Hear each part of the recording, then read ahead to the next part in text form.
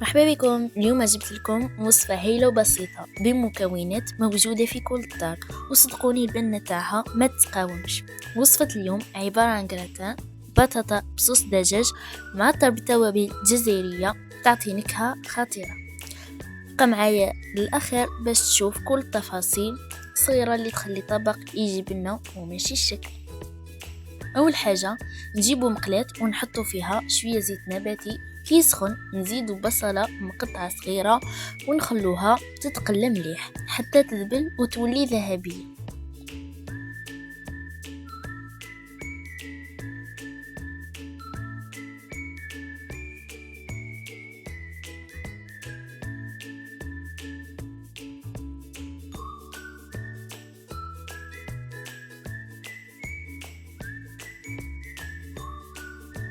من بعد نزيدو فلفل اخضر مقطع صغير ونخلوهم يتقلوا مع بعض باش يطلقوا النكهه تاعهم.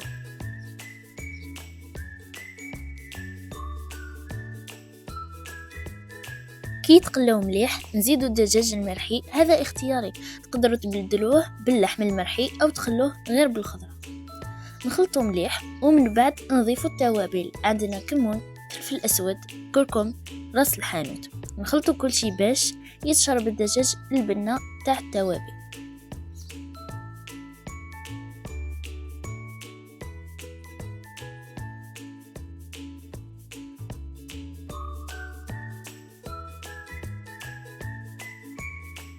من بعد نزيدو طماطم مرحيه ونخلطو، ثم نضيفو ملعقتين طماطم صبرة بالثوم باش تعطينا مذاق قوي وغني.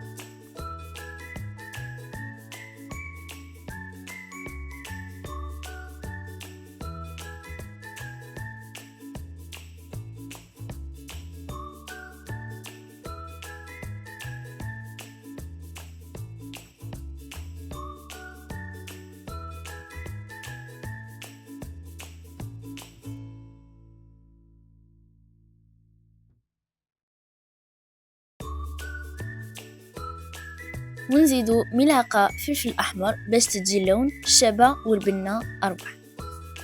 نخلو الخليط يتقلى ويتحمر شوية، ونزيدو شوية تاع ملح،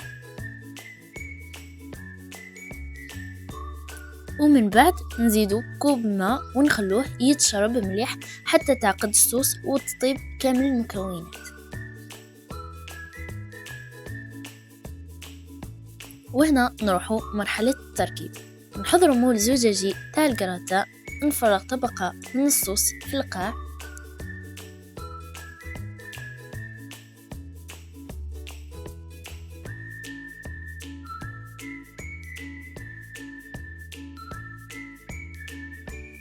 من بعد نديرو طبقة بطاطا مقطعة دوائر ونرش فوقها شوية تاع فلفل أسود وفلفل حار مرحي حسب الذوق.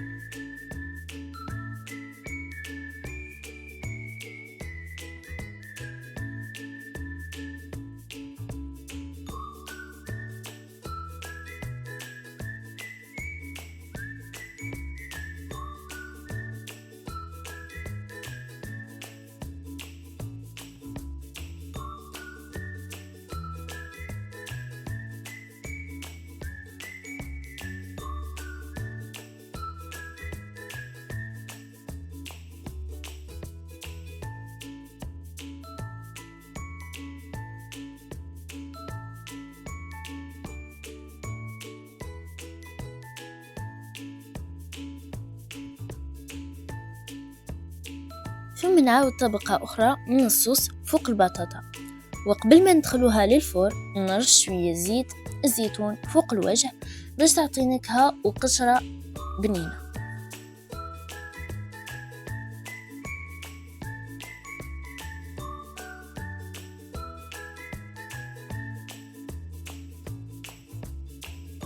بعد ما كملنا كل شيء نغلفوها بورق أليمونتير وندخلوها للفرن حتى تطيب البطاطا مليح وتخلط النكهات مع بعضياتهم. وهنا بعد ما طابت شوفوا كيفاش جات البطاطا طيبة وتذوب في الفم والصوص معطرة بالتوابل. ما تنظروش الشكل إذا خدت الصوص شوية، المهم الذوق روعة.